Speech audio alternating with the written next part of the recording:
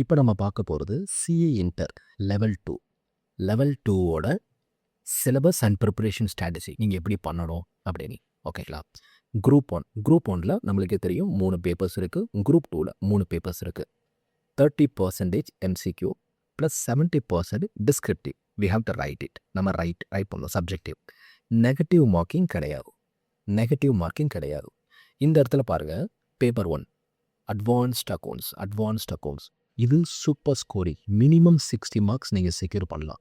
60% secure பண்ணலாம். Advanced accounting. Working notes, நான் முன்னாடி சொன்ன மாதிரி ஒர்க்கிங் நோட்ஸ் ரொம்ப இம்பார்ட்டன்ட். பேப்பர் 1ல் அட்வான்ஸ்ட் அக்கௌண்டிங் ஃபார்மேட்டு எப்படி நான் ப்ரெசென்ட் பண்ணணும், எங்கே நான் ஒர்க்கிங் நோட்ஸ் கொடுக்கணும், என்ன மாதிரி எப்படி நான் ஆரம்பிக்கணும், எப்படி முடிக்கணும், எந்த கொஸ்டினை நான் ஃபஸ்ட்டு ஆரம்பிக்கணும். பிகாஸ் எனக்கு 60 மார்க்ஸ் நான் எடுத்து ஆகணும். அப்போது ஃபர்ஸ்ட்டு 1A எனக்கு தெரியுது, இல்லை 3B எனக்கு தெரியுது, 3C இல்லை 4A 4B எனக்கு எந்தெந்த கொஸ்டின்லாம் தெரியுது, கான்ஃபிடென்ட்டாக இருக்குது. அதை ஃபஸ்ட்டு ஃபுல்லாக நான் ப்ரெசன்டேஷன் வித் ஒர்க்கிங் நோட்ஸோட ப்ராப்பராக கொடுத்துட்டு என்னோடய டைமும் சேவ் பண்ணுறேன். நான் ஒரு 2 ஹவர்ஸில் ஒரு 55 மார்க்ஸ் ஸ்கோர் பண்ணிட்டேன். ரிமைனிங் 1 ஹவரில் ஒரு 35 மார்க்ஸ் ஸ்கோர் பண்ணேன் அப்படின்னாலும் எனக்கு ஒரு கான்ஃபிடென்ட்டாக இருக்கும். டெஃபினட்டாக 65லேருந்து 70 நீங்கள் ஸ்கோர் பண்ணலாம் அட்வான்ஸ்ட் அக்கௌண்ட்ஸில்.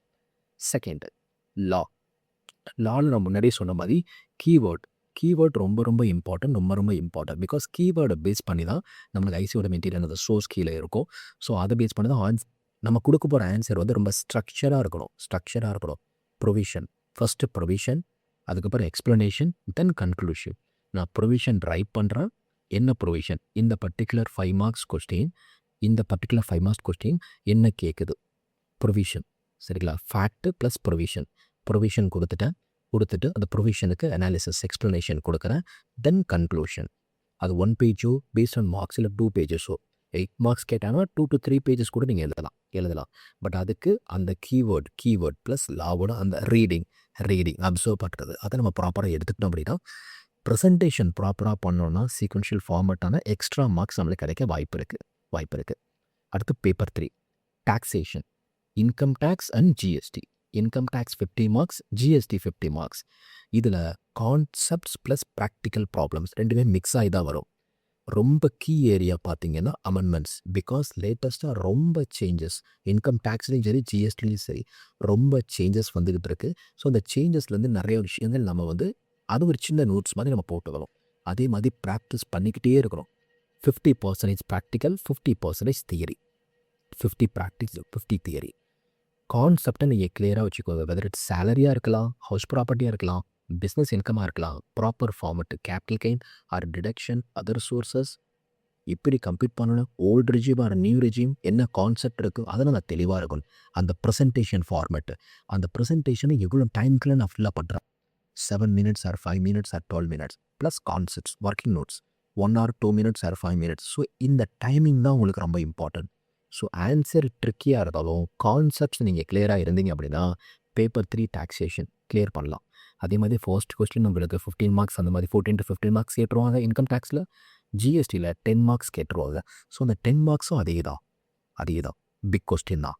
உங்களுக்கு இன்புட் என்ன, அவுட்புட் என்ன, ஸோ இன்புட் டேக்ஸ் கிரெடிட் நம்ம உள்ளே கொடுக்க போகிறோம், பிளேஸ் ஆஃப் சப்ளை உள்ளே கொடுக்க போகிறோம். ஸோ இது கூட்ஸா சப்ளையா, ஸோ நம்ம அதை ப்ராப்பராக அலைன் பண்ணி என்ன கொஸ்டின் கேட்டிருக்காங்க அதுக்கு நான் எப்படி ப்ரெசென்ட் பண்ணணும், அந்த சில விஷயங்கள் எனக்கு தெரிஞ்சிட்டா போதும், ஆட்டோமேட்டிக்காக நான் கிராக் பண்ணலாம்.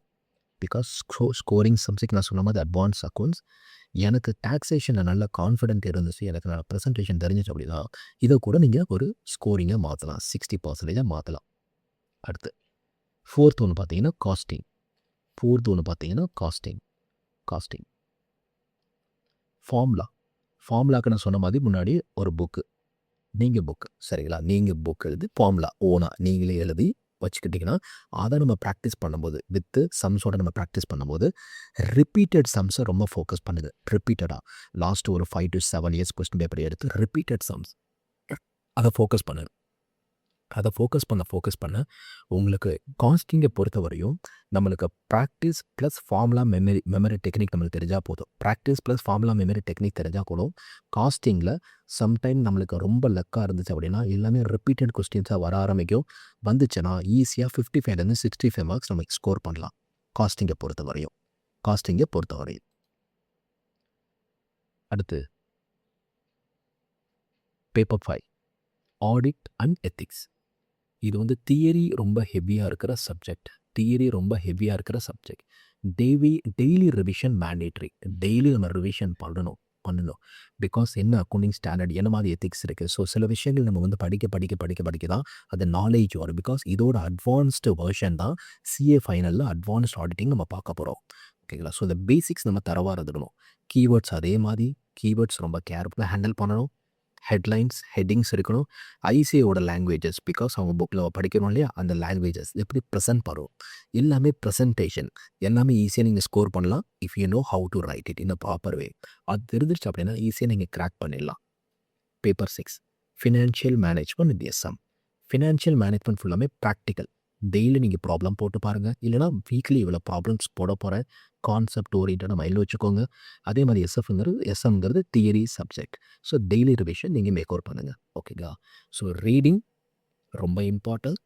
ரிவிஷன் 10 நாளைக்குள்ள, அதாவது நான் ஒரு சப்ஜெக்ட் எடுத்தேன் அப்படின்னா 10 நாளில் முடிக்கணும். அந்த மாதிரி ரிவிஷன் புக்கு நீங்கள் ரெடி பண்ணணும். ரிவிஷன் புக்கு ஃபைனல் ரிவிஷன் வந்து பிஃபோர் எக்ஸாம். ஒரு என்சிக்யூவோட ப்ராப்பர் ப்ராக்டிஸ் நீங்கள் பண்ணிக்கிட்டே இருக்கணும். கொஸ்டின் பேங்க் இதில் நெகட்டிவ் மார்க் உங்களுக்கு கிடையாது. சிஏ இன்டருக்கு ஃபைனலுக்கும் கிடையாது.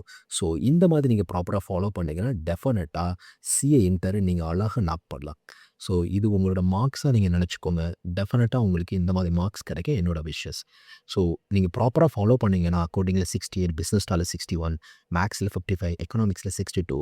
ஸோ 246, 61.5% சிஏ ஃபவுண்டேஷனில். அதே மாதிரி சிஏ இன்டரில் அட்வான்ஸ் அக்கௌண்டிங் 58, லாவில் 55, டாக்ஸேஷனில் 70. So first group clear. அதே மாதிரி செகண்ட் குரூப்பில் காஸ்டிங்கில் 60, ஆடிட்டில் 52, எஃப்எம்எஸ்அப்பில் 68. Second group clear. சிஏ ஃபைனலும் அதே மாதிரி தான். சரிங்களா. ஸோ இதில் உங்களுக்கு ஏதாவது டவுட் இருந்துச்சு அப்படின்னா நீங்கள் எனக்கு கமெண்ட் பண்ணுங்கள். ஏதாவது பிளானிங் வேணும்னா என்னை கேளுங்க. No issue.